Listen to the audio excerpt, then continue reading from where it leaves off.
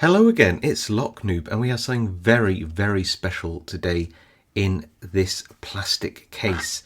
You probably already know what it is from the thumbnail of the video, but let me do a reveal of what's inside the envelope, and those of you in the know will instantly know what is in the case. Yes, this is a custom lockpick sent to me by Ratyoke. If you don't know who Ratyoke is, he is a custom pick maker, a jeweler as well. He makes jewelry, he makes rings, he makes all sorts of things, but he's mostly known in the lockpicking community for his custom lockpicks. Some consider Ratyoke to be the finest lockpick maker in the world, and probably for good reason. So Ratyoke is a jeweler. He's been making lockpicks since 2008, and he sent me this lockpick for the purposes of this review, for full disclosure.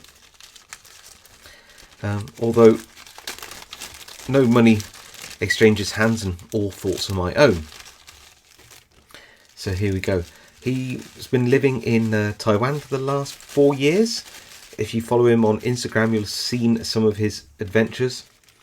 And he came back to the US last summer, living in the Chicago area. So what this is a beautiful ebony lockpick with silver inlay.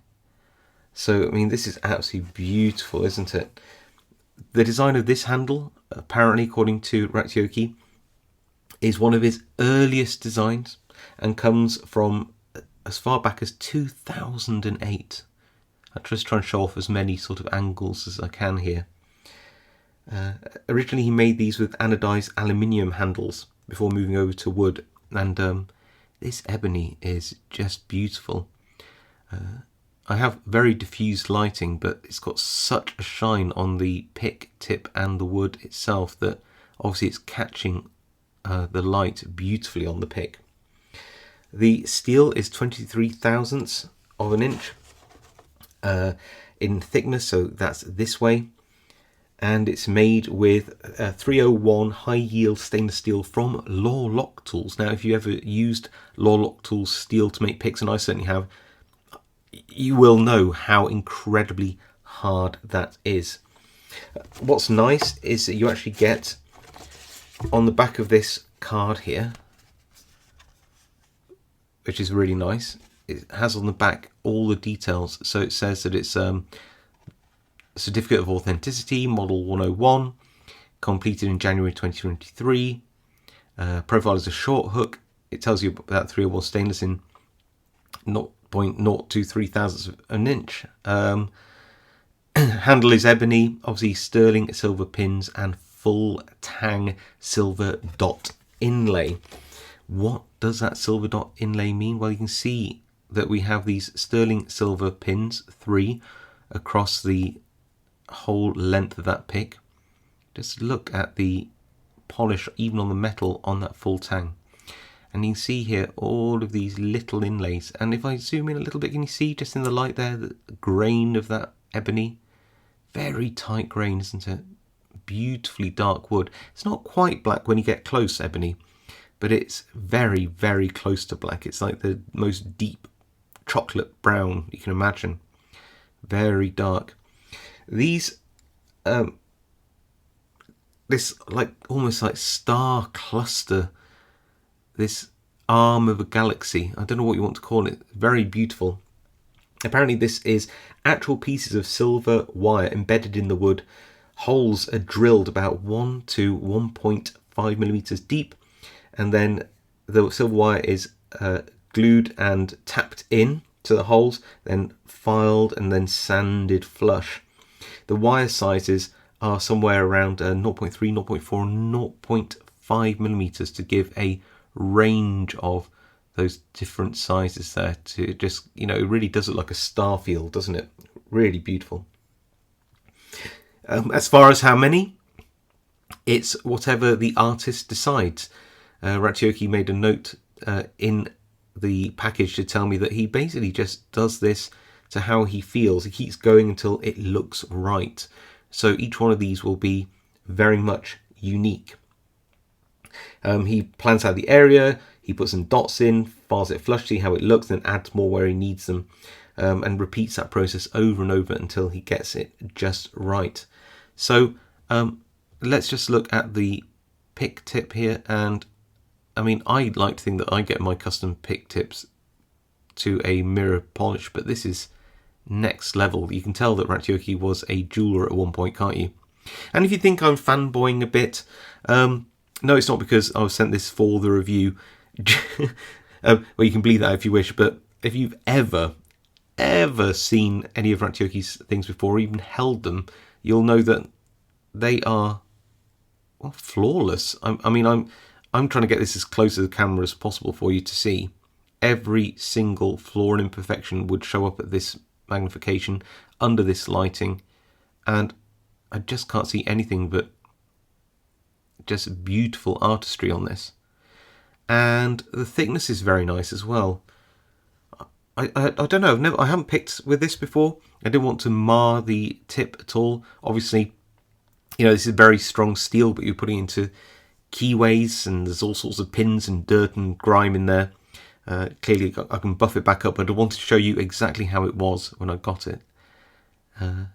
But yeah, it feels very comfortable. Let's try it the other way up for those who like to pick pins down. So that feels quite nice. Maybe even on the wood, I don't know. I'd probably hold it about there if I was picking pins down, which I do rarely. But for me, picking pins up, I like to generally hold it at the tip and support, and that feels really comfortable. It looks like it's, yeah, just ever so slightly tapered towards the front, which is nice. And then nice and thick to give a bit of stability towards the back. Yeah, just a lovely design. You know, I think you can tell here that we just have something that's very, very nice. So yeah, let's pick a lock, maybe two. I don't know. I don't want to. I don't want to mark up this beautiful pick any more than I have to. But I do feel that I should sort of christen it by giving it a run in a lock. I'll try and find something which I really find fun to pick. So I've got a nice spoolie lock in the vise with a nice wide keyway, so hopefully I won't scratch this beautiful pick tip. And I love this particular lock. You'll have seen it on a couple of my review videos. It's something called a true value, and it's basically a padlock which just has loads and loads of beautiful deep spools in, and it's just a real pleasure to pick. You can see them in a full set there. As you'd imagine, this super polished profile here is you know, it's gliding through that keyway, especially because it's very, very wide open keyway anyway. And yeah, it feels very comfortable. I seem to be holding this like this. It's got quite a long tip, so it just seems to be comfortable held like that. And I don't question it. If it feels comfortable, that's the way I hold the pick. I thought I'd be holding it a bit closer there, but it turns out I'm holding it sort of like that. I don't know if that means anything, but yeah, it just felt really good. With the high yield stainless steel and full tang, the feedback of this is clearly going to be very good, and it is. Go on then, we'll pick another lock, but this time a smaller keyway, much smaller actually, paracentric, little 5-pin lock with lots of spools. I love picking this one too. I love those like really nice spoolie locks. They're just so much fun. So yeah, just going to go through this tight keyway. Obviously that short hook profile is going to be very handy in terms of making sure that I don't overset any other pins as I'm picking my way through this lock.